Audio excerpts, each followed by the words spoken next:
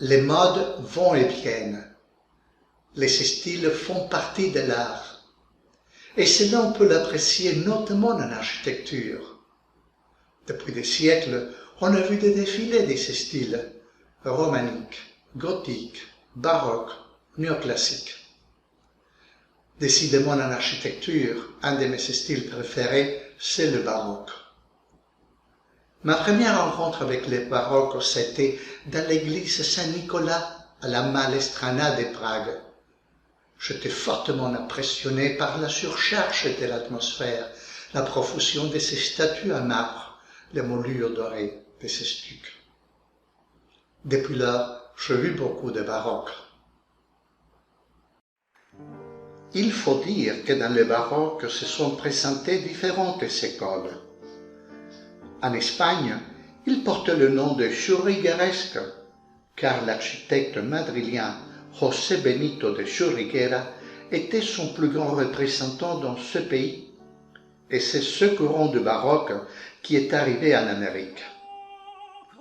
À Naples, qui était à l'époque un riche royaume dépendant de la couronne d'Espagne, le baroque avait sa splendeur dans ce qu'on appelle le baroque napolitain, caractérisé par une profusion encore plus grande des sculptures, des marbres et des stucs.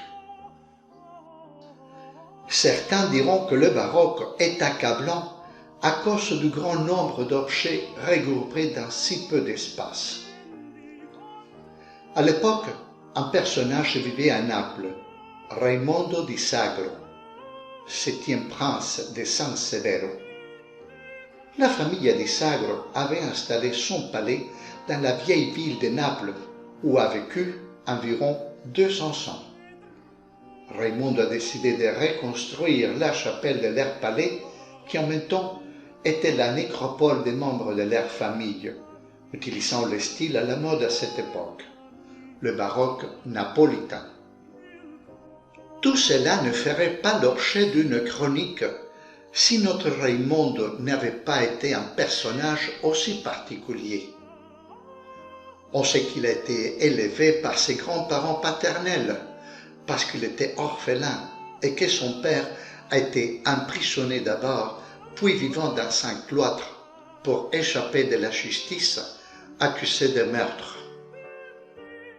Dès son jeune âge, il était très intelligent et se démarquait parmi ses pairs par ses connaissances dans l'école jésuite dans laquelle il étudiait. À l'âge adulte, il a rejoint les maçons, ce qui était quelque chose de très à la mode parmi les gens de la société et les intellectuels. Mais il était aussi un alchimiste, et même certains l'ont accusé de nécromancie, c'est-à-dire de prédire l'avenir en regardant les viscères des personnes. Eh bien, à la chapelle existante, Raimondo a ajouté un total de 36 statues, toutes en marbre de Carrare, commandées à des importants sculpteurs de l'époque, dont Giuseppe San Martino. La chapelle n'est pas vraiment très grande, et la messe n'y est célébrée plus depuis le milieu du XIXe siècle. On y trouve des emblèmes maçonniques et différentes allégories. Mais nous allons parler de certaines de ces statues qui ornent cette chapelle. Il y en a 3 en particulier sur lesquelles je veux m'arrêter. L'une d'elles est l'allégorie de la prudence. C'est la tombe de la mère de Raimondo di Sagro. C'est une femme nue à partir de la taille, mais recouverte d'un voile. Et quand je dis couverte d'un voile, je veux dire la représentation parfaite que le sculpteur a faite du corps de la femme, comme si un voile la recouvrait, mais pas d'un tissu fin, mais de marbre, révélant les beaux contours féminins. Une autre de belles statues est l'allégorie de la déception. Elle nous montre un homme recouvert par un filet de pêche qui représente l'ignorance. Un petit ange représentant la sagesse aide le personnage à retirer le filet. Ce qui est surprenant et frappant dans cette œuvre, c'est que le sculpteur a réussi à séparer dans un même bloc de marbre les deux figures humaines, c'est-à-dire l'homme et le petit ange, défilés parfaitement travaillés dans le marbre. La troisième et la plus importante est le Christ voilé.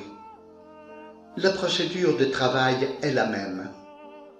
Sur de longs coussins, le corps sans vie du Rédempteur repose la tête légèrement inclinée vers la droite.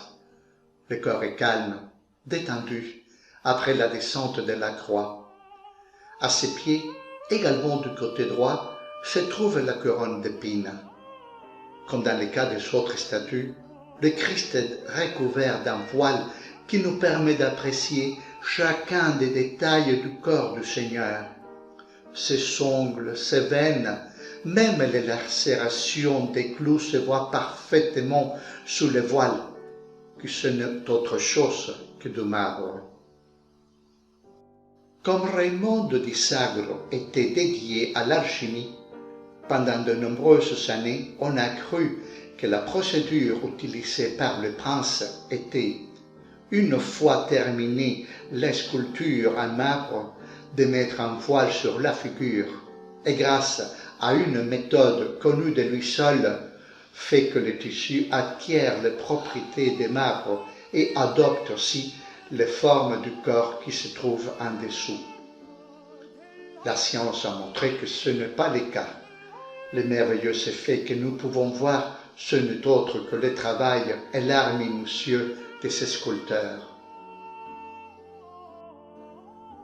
Des autres merveilles de la chapelle San Severo sont deux corps humains, un homme et une femme, qui en raison d'une procédure inconnue ont été momifiés, ne laissant que quelques organes, os et les nombreuses veines et artères du réseau sanguin. Pas de muscles, pas de peau, tout à l'air libre. Connaissant le goût macabre de ce prince, certains disent qu'il s'agit de deux anciens serviteurs qu'il a soumis à une mystérieuse procédure de dissection de son vivant. Certains disent même de voir des traits de terreur sur les visages de deux pauvres personnages. Si vous avez la possibilité de visiter Naples, indépendamment du très célèbre théâtre Saint-Charles, de Castelnuovo, du Palais Royal, de Pompéi, d'Herculaneum, de l'énorme quantité de sites évocateurs qu'il y a aux alentours de cette très belle baie de Naples, n'oubliez pas de venir visiter cette petite chapelle, chef-d'œuvre du baroque napolitain. C'est ainsi que je finis mon émission. Je vous remercie beaucoup pour le suivi que vous faites de mon travail. Vous pouvez vous souscrire si vous ne l'avez pas encore fait, le dire à vos amis. Et comme d'habitude, je vous dis à la prochaine.